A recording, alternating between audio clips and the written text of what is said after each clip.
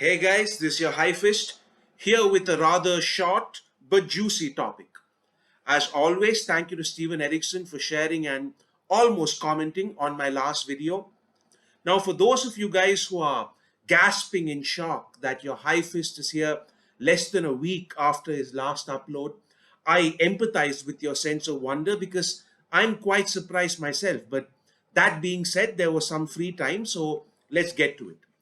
So, guys, I'm not too sure if this is going to be an ongoing series or not, but I have been wanting to do something simply focusing on Erikson's craft as a writer rather than the thematic and philosophical stuff I usually discuss. So, here it is. We all know that Erikson is one of the best, if not the best, at writing fantasy action scenes, right? Even Malazan haters typically acknowledge that Erikson writes great epic action scenes, and it's the other stuff which they usually dislike. In fact, I would say it's the most unanimously accepted thing about Erikson's writing that he's one of the true masters at writing fights and battles. When asked about writing battle scenes, I've seen Erikson often say that he sees an image or scene in his mind and he just writes it down. But the problem for us mere mortals is that simply writing down what we see in our heads is the fundamental challenge. Your High Fist has a great imagination, right? I can think of an infinite number of awesome, epic battle scenes in my mind, but when I try to use the English language or any language for that matter to capture that awesome sequence or scene on a piece of paper, I simply lack the craft or the skill to do justice to it. The scene that you actually read wouldn't capture the epic battle or scene that I initially saw in my mind. Take something like the Siege of Pale, for example. Anybody could go, wouldn't it be cool if there was this army of soldiers and mages waiting on the ground and this giant mountain starts shooting fireballs at them, and then this army blasts back with magic and demons and there's just death and destruction everywhere? Yes, that would be cool and it's a cool idea, sure. But how exactly will you write it down on a piece of paper other than saying, oh, there was a flying mountain and then explosions everywhere? Ideas are cheap, right? It's execution that's valuable. It's being able to do justice to the vision that you see in your mind that's valuable. You need tools to do this to help you translate that cool image in your brain into a string of alphabets on a piece of paper, which then conveys that message to anyone who reads that piece of paper. So Stephen Erikson can do that, but I can't. So this series is me, someone who writes non-fiction at a high level but completely clueless about writing fiction, trying to learn how an epic action scene is written by looking at Erikson's work, trying to learn how Erikson has this cool ability to make us see the epic visuals that he sees in his head. And of course, sharing my thoughts with you, my precious subscribers. And I'll be looking at very, very simple and basic things like vocabulary and sentence construction because I'm a strong believer that a master of any craft is essentially a master of the basics. And let's face it, I have no business analyzing prose beyond that basic level, right? So don't think of me as a critical dragon, just think of me as a critical monitor lizard or something like that. And that brings us to our first lecture in this hopefully long series. The use of the word sorcery. That's all we are looking at today. Very simple and easy. We're looking at the various ways in which this one simple word called sorcery is used by Stephen Erikson in a number of different structures and contexts to evoke different types of sensory images in our brains. Because we all know that Erikson's action scenes are very cinematic, And I also think this gives aspiring novelists a few easy tricks to make their battle scenes and fantasy action scenes better, because this is a very basic, simple vocabulary technique that even children can use if they want to write fantasy. The idea that I'm getting at here is that you take words which have a fantastical connotation to them, words like magic or energy or sorcery or power, and you then use these words in a number of different ways to create a lot of varying images for the reader. So let's take a few examples, right, for me to explain what I mean. In Gardens of the Moon, we see that Hairlock was destroyed from the waist down by what's described as a wave of sorcery, and it immediately conjures a certain type of image in our head with the word wave. And later, Tattersail notes Quick Ben's aura, and she describes his sorcery as bleeding and swirling. Look at the completely different choice of words where the same term, sorcery, now makes us imagine a completely new image, one where there's some kind of swirling power around this guy, and this power itself seems like a living thing that's bleeding and oozing. And Erikson keeps repeating this cool trick. He says things like the dark currents of sorcery, or this whisper of sorcery, or the air shimmered with sorcery. These are all once again very different words paired up with sorcery to create very different images. So the word sorcery is being used as a linchpin and is creating a wide range of special effects. If we would use the movie cinematic writing analogy, Erikson uses the word sorcery as the linchpin, and he then pairs it up with a bunch of different words and descriptions to create a wide range of special effects for our imagination. And these words also suit the context in which they're being used, which is what makes them more effective. So, for example, when Paran is in the investigation of the secretive Itko Khan massacre, we read words like whisper of sorcery, which gives it a sort of conspiratorial feel. When we read the Siege of Pale, it's all about sorcerous conflagration or the detonation of sorcery. Or when we read about assassins using magic, we see quotes like, the air shimmered with sorcery, to give the reader this cloak and daggers feel. And this is what I meant by this being such a simple vocabulary technique that even a child can use, and yet for some reason the vast majority of modern day fantasy and sci-fi readers don't seem to do it. Just look at most of self-published uh, fantasy and science fiction works out there, right? The descriptions of both magic and tech, especially in their action scenes, are so monotonous with the same words, the same adjectives, the same verbs. They're all being used so repetitively. And what this does is it makes the action really boring, because you, as the reader, are seeing the same image in your mind over and over again. Your imagination is not being stimulated at all. Whereas in Erikson's writing, forget about other words like magic and energy and power and all that. Just looking at this one singular word, sorcery, we see that it glimmers, it swirls, it glows, it blooms, it detonates, it bleeds, it tumbles. There's even a scene with Reist where Erikson's like, sorcery gouted from his right arm. This is what I mean by a rich selection of words.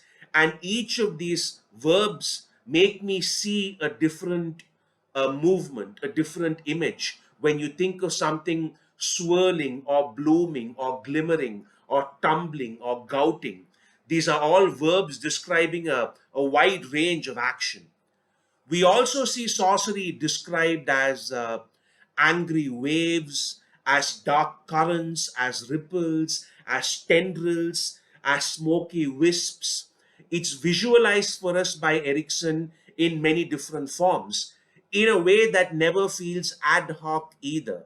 It never feels like the writer just sat down with a dictionary and picked out fancy synonyms to replace the regular words with. It always suits the mood. If he's writing about sorcery in the context of a huge battle, for example, we see terms like a storm of sorcery, or sorcerous conflagration, or sorcery ignited the air, or the thunder of sorcery. Look at how powerful these words are and how they really make us feel the loudness and turbulence and violence of magic. That's why his action scenes are so epic. And if you notice, he never makes the mistake of using the word sorcery simply as a noun. Yes, in some cases, when Erikson says sorcery lashed out or something, it is a noun. But he also uses it as an adjective of sorts when he says sorcerous defenses or sorcerous storm, where defenses and storm are the nouns and the actual sort of objects there, and the word sorceress is what describes it as something supernatural. So at this point, you might say, wait, so what? So what if he uses a whole bunch of words? How does that enhance writing fantasy action or fantasy battles simply beyond conjuring a wide variety of mental images for the reader? The answer to that lies in what I said earlier, which is the importance of execution. I want you guys to think of two scenes or set pieces or whatever in the 10 big books, right?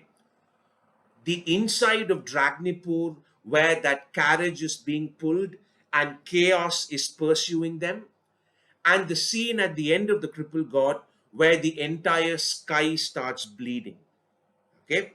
Only Steven Erikson or someone with that level of word selection, I would argue, can even write those scenes. Because if you go back and read them, he doesn't give us a lot of detail or description. I mean, how can he? How can someone describe something as enormous as that? What he does instead is he uses the right words to trigger our imagination. He never tells us what the incoming wave of chaos in Dragnipur actually looks like. He just uses these rich verbs and descriptions like seething and pulsing to make us imagine it ourselves. And our imagination obviously gives us the most terrifying image possible. Words, as I was saying earlier, like magic, energy, sorcery, power, etc., these are all nebulous and vague terms, right? So they can easily be manipulated to mean whatever the writer wants it to mean. And Erikson is very aware of that. Sorcery is whatever you say it is in your world. Energy is whatever you say it is in your world. If you say the air ignited with sorcery, that's all you need to conjure a rich enough image for your reader to imagine a huge magical explosion of some kind.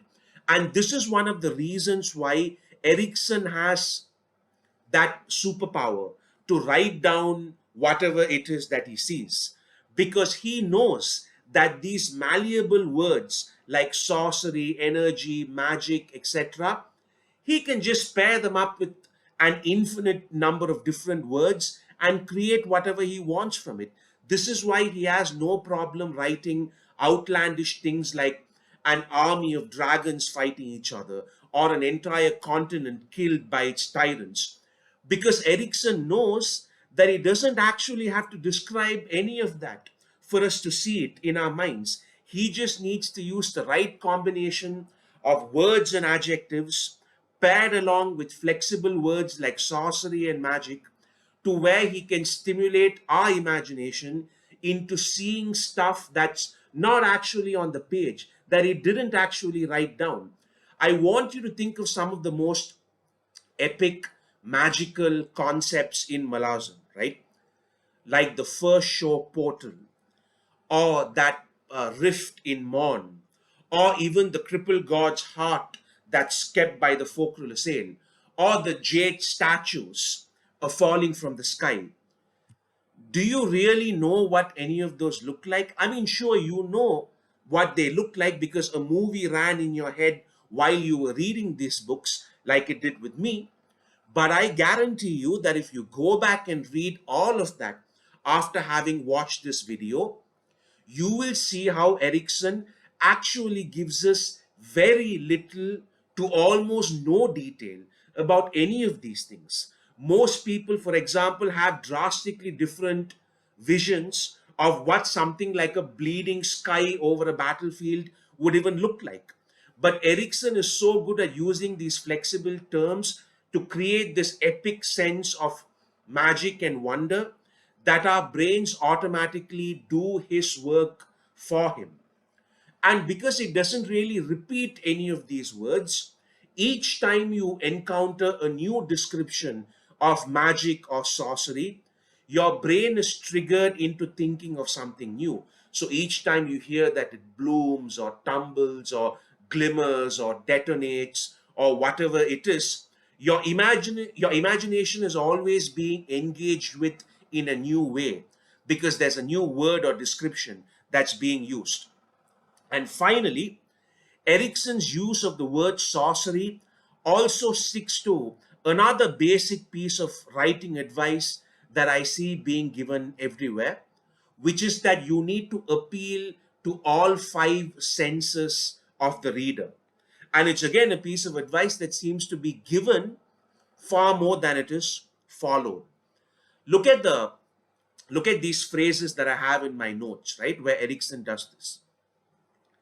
A faint penumbra of sorcery. This appeals to our sense of sight, where we imagine this fading aura of magic. In another book, he says, the air stank of sorcery, which is a smell related description of it, right? He uses words, as I said earlier, like the thunder of sorcery or the whisper of sorcery, which are all audio descriptions. He sometimes talks about the cold breath of sorcery or the grip of sorcery, which all evoke a sense of touch. And we also get taste oriented descriptions of magic like bitter, spicy, sweet, blah, blah, blah. So, as you can see, he writes to stimulate all five senses, even when he's using this one simple word. So, the next time you hear this common piece of writing advice, that in order to make your action scenes and battle scenes feel more immersive and magical, you need to appeal to all five senses. This is exactly how you do it. Steven Erikson's writing is a great example of that. I want to stop here because I wanted to keep this first lecture in the series as short as possible. I'm not even scratching the surface, even in terms of how this one word called sorcery is used in these books, right? In fact, I've only used quotes from the first couple of books, barring a few exceptions. I've covered a fraction of a fraction. The endless army of words that Erikson has at his disposal to describe these things always amazes me. He always finds some verb or adjective or metaphor which makes the magic feel different each time he writes about it. Sometimes sorcery darts like a viper, like when Stormy and Gessler get attacked on their ship. Sometimes sorcery lashes out like a whip. Sometimes it's described as a seething, angry wave that just rolls down a hill and vaporizes an entire army like it does in Pale. It really is endless, the kind of vocabulary that he has. And I also want to leave a lot of stuff off the table right now so that we can explore it in other videos of this series as well. I do have other ideas for the series, like looking at one fight scene per video to break it down. I think things like the Siege of Pale, or Kalam's rampage in the Bone Hunters, or the Skykeep battle in Book 9 between the Chumal and the Naruk. I think all of those scenes deserve a video on their own. And I'd like to do some thematic action related stuff as well, like how Erikson writes one on one fight scenes, or how he compresses time in the chaos of a fight, how he creates a sense of desperation in his battles where we think the protagonists have no chance, all that stuff. There's There's really a lot of stuff that we can dive into in terms of his ability to write amazing action sequences. So let's see how this goes, guys. I hope you enjoyed this quick video. This is your High Fish. Take care, and hopefully, I'll see you soon.